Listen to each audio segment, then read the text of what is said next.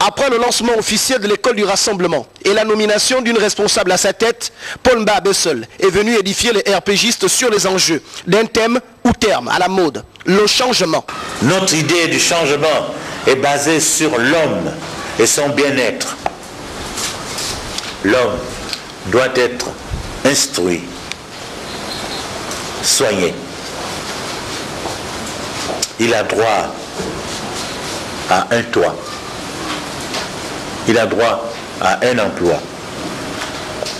Tout changement qui ne se soumet pas à ces 4 exigences fondamentales ne peut être qu'illusoire.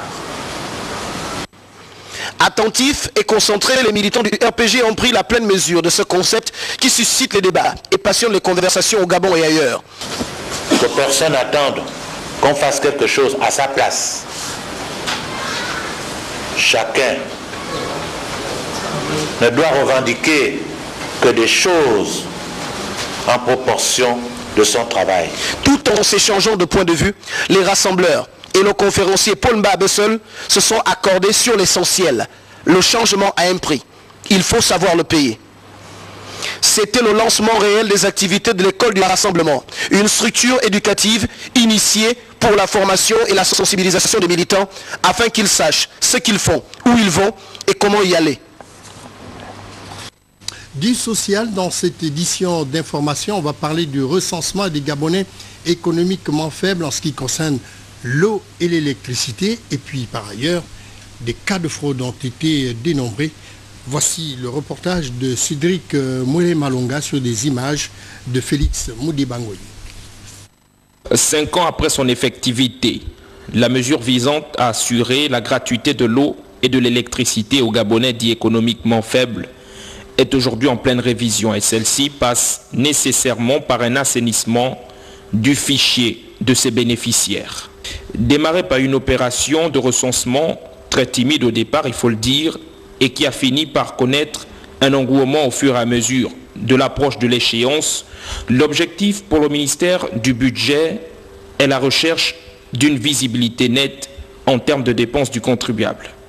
Justement pour ce coup, de nombreux cas de fraude ont été révélés.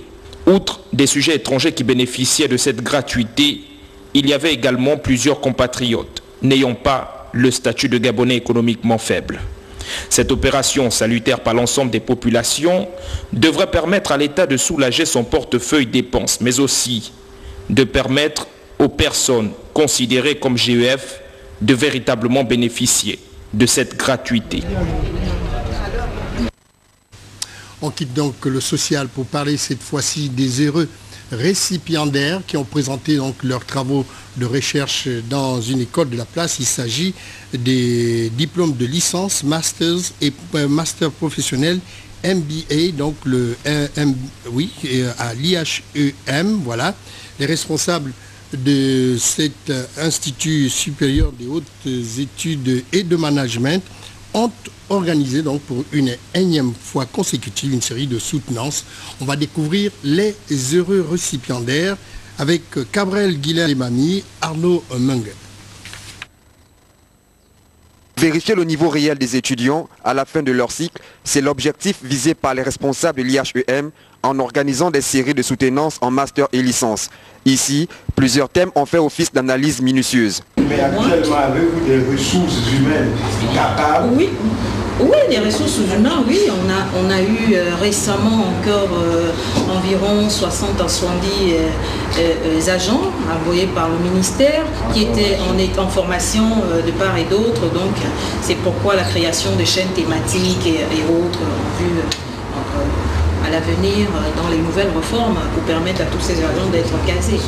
Plusieurs critères rentrent en compte quant à la validation d'un mémoire ou d'un rapport. Le fondateur a bien voulu, au regard de ce qui s'est passé l'année dernière, rehausser le niveau des rapports et des mémoires. À ce titre, il a demandé à instituer ce qu'on appelait ici à l'IHM un comité de lecture. Ce qui a pour avantage, c'est que la qualité des rapports et des mémoires est beaucoup plus objective. Pour la première fois à l'IHEM, un candidat a soutenu en MBA Bac+7 l'une des innovations de l'établissement. L'Executive Master of Business Administration est un diplôme prestigieux, proche du doctorat. Et je pense qu'être le premier dans cet établissement, c'est une fierté. Parce que tout simplement, je crois que les autres vont suivre. Les responsables de l'IHEM entendent continuer dans cette lancée afin de se positionner pour l'avenir, pour que la jeunesse gabonaise puisse avoir du travail dans le marché de l'emploi. Voilà, bon vent donc à ces récipiendaires qui vont grandir les rangs des travailleurs ou encore des fonctionnaires dans les administrations s'ils n'y sont pas déjà. Là, on va parler cette fois-ci de revendications dans le secteur du bâtiment ou encore du BTP. On va directement sur le site d'Angongé où sont regroupés les agents de l'ANGT pour la construction des logements sociaux. Ils revendiquent plutôt l'augmentation des salaires d'une centaine donc de catégories d'ouvriers. Voici le reportage de Paulin Siaki sur les images de John Michel Boudéan. Suite au climat délétère qui a prévalu à la base de construction des logements socio-économiques dans la zone d'Angongé, site 01 par la société turque commise à la tâche, Rêve VEFA, et dont l'ANGT, l'Agence nationale des grands travaux, est le maître d'ouvrage, le calme est revenu à la normale.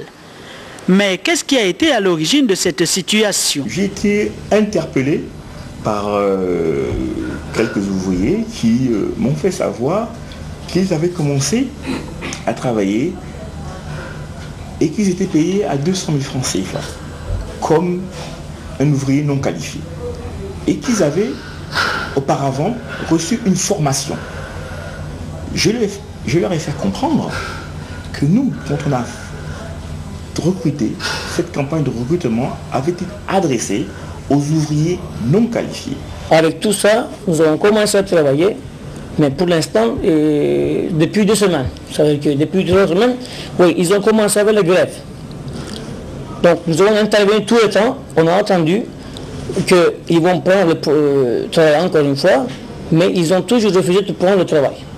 Certains employés de cette entreprise ne se reconnaissent pas dans ce mouvement qu'ils jugent sans fondement, car pour eux, les revendications de leurs collègues n'ont pas lieu d'être. Nous sommes en phase d'évaluation. La société vient à peine de voir le jour. Et étant donné que la société vient à peine de voir le jour, nous devons laisser d'abord que la société puisse accroître pour revendiquer certaines choses. On ne peut pas discuter en 2 mois. Au regard de cette situation, la NGT pose les bases. Il était important que nous puissions apporter la lumière sur l'événement qui a eu lieu donc mardi avec la grève des employés. Il était important qu'on signifie que ces employés n'étaient pas déjà des employés de la NGT. C'était important. Mais aussi nous avons contacté donc l'Agreva pour savoir qu'est-ce qui se passait. Donc nous avons agi de manière responsable parce que nous sommes une agence qui est gouvernementale. Donc nous sommes aussi responsables de nos actes. Nous avons pris compte avec eux et nous avons rendu compte sur le fait que tous les employés avaient des contrats en bonne et due forme. On a signé un marché avec les Turcs pour la réalisation dans un délai très spécifique et respectant les normes de sécurité et de qualité qui sont prescrites dans le contrat des Turcs avec la NGT. Et c'est bien évidemment les Turcs qui sont responsables de verser les salaires à leurs employés. Avec les nouvelles opportunités qu'offre l'entreprise à ces jeunes, ces derniers pourront être plus compétitifs et plus productifs à la société pour le bien de la nation. Je vous renvoie donc à demain pour suivre ce défilé de mode, une collection donc des couturiers indiens.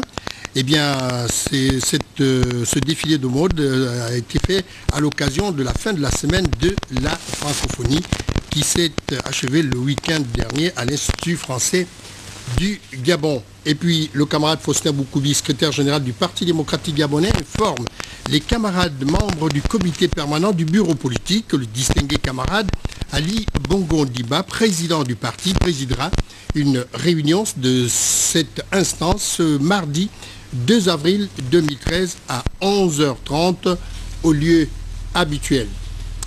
Voilà, nous vous avons présenté le journal. Je vous dis encore bonne fête de Pâques et puis on se retrouve demain à la même heure. 23h, vous aurez donc très clair mais cuit pour vous informer en dernière heure. Et 13h demain, ce sera Madame Mbouy Pélagie qui viendra vous donner des nouvelles fraîches ou réchauffées de l'actualité dans notre pays. Bonsoir.